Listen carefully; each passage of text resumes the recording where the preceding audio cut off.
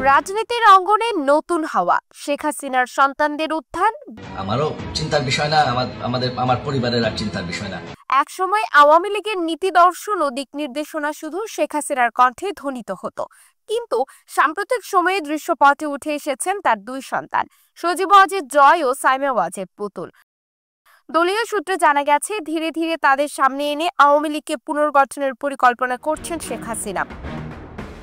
দলের ভেতরে নেতৃত্বের বিকল্প ধারা তৈরির অংশ হিসেবে এই দুই তরুণ নেতৃত্বকে বিভিন্ন পরিসরে তুলে ধরা হচ্ছে।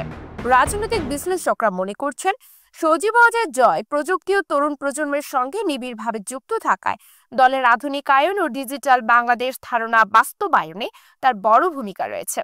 অন্যদিকে সাইমা ওয়াজেদ পুতুল ইতিমধ্যে জাতিসংঘ সহ বিভিন্ন আন্তর্জাতিক অঙ্গনে মানসিক স্বাস্থ্য ও প্রতিবন্ধী অধিকার নিয়ে কাজ করে আন্তর্জাতিক স্বীকৃতি অর্জন করেছেন।